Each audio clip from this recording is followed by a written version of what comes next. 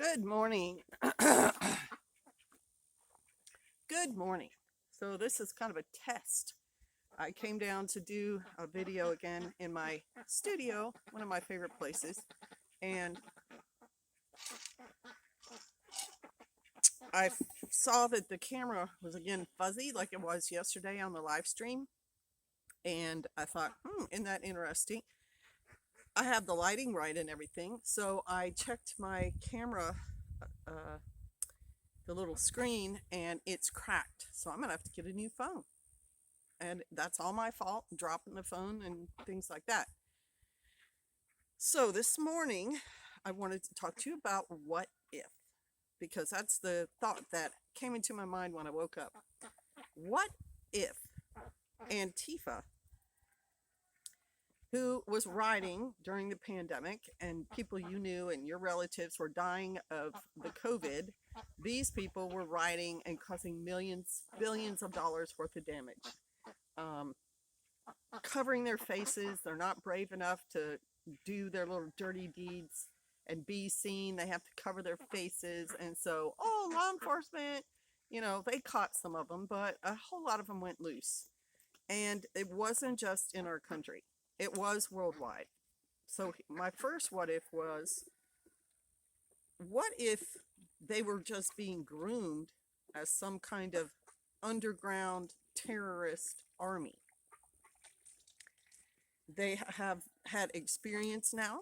They have been on the streets. They have, sat in arguments with people and thrown Molotov cocktails and broken windows and rioted, general mayhem and destruction, attacked a 19-year-old boy, Kyle Rittenhouse, just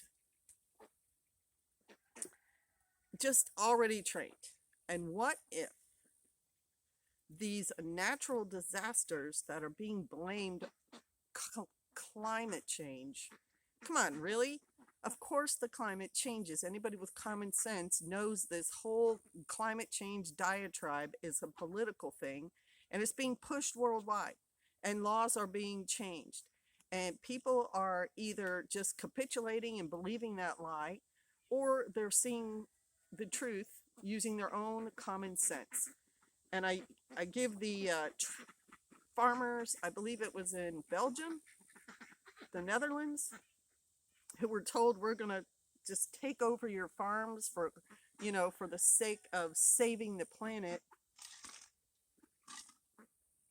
They got together and they formed their own political group, and they won a majority in their parliament.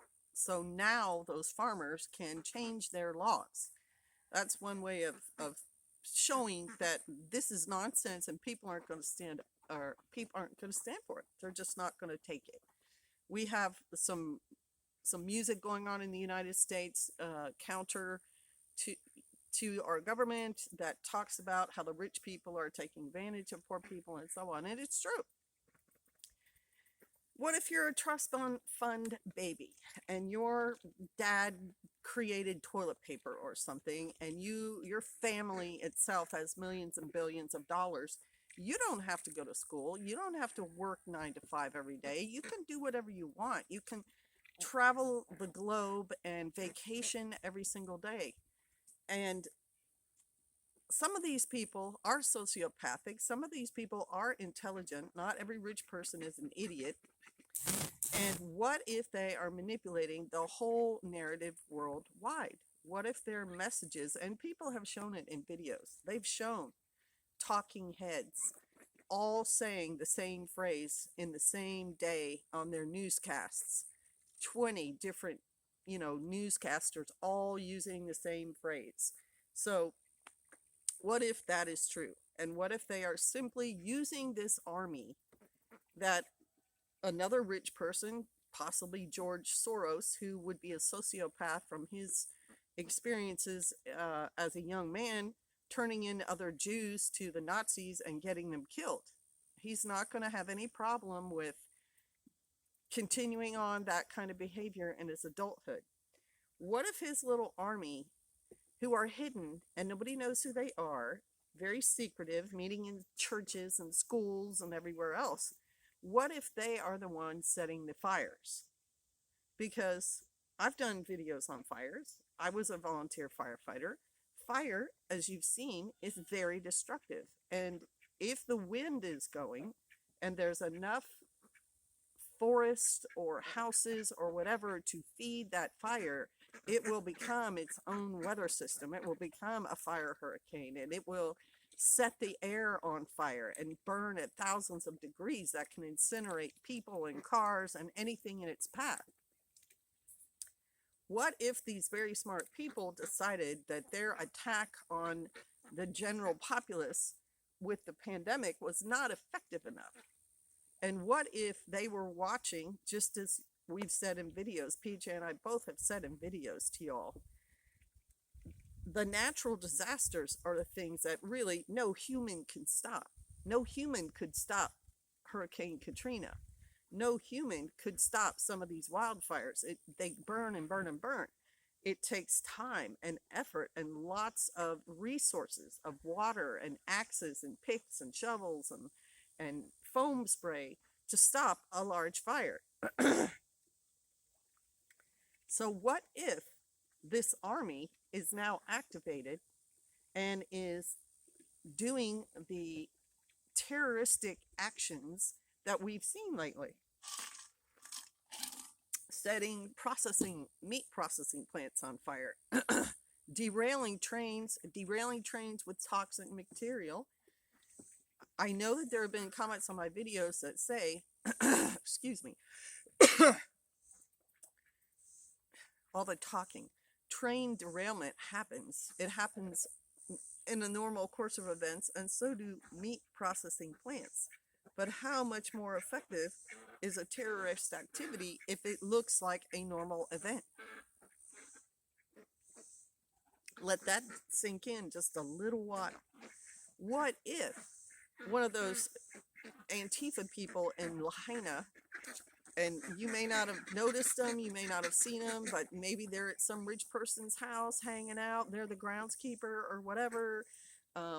What if one of those people was activated because meteorologists said a hurricane's on its way? It's going to be very, very windy. Terroristic actions can be cutting power lines. It can be chopping down a power line. It can be setting a fire. What if those fires were set deliberately knowing that hurricane was coming and the wind would whip those flames up into a kind of fire tornado? Pretty scary, right? Pretty evil. And a lot of forethought going into that. What if the next pandemic is already on its way and it's something that attacks the food source? Well, they've been trying that, right? Avian flu came around our country and millions of birds were killed. It's just those kind of, if you really think these things are coordinated, then maybe they are. And maybe it's time for you to decide you're not going to play. You're not going to be a wage slave. You're not going to go to that 9 to 5 and have a 2-hour commute each way.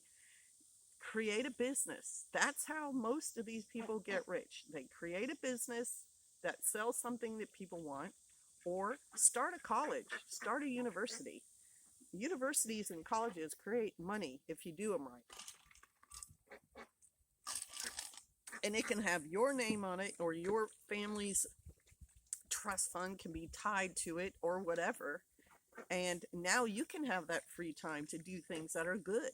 The kind of things that you know are productive. The kind of things that we know in our heart as believers, as people who have religion.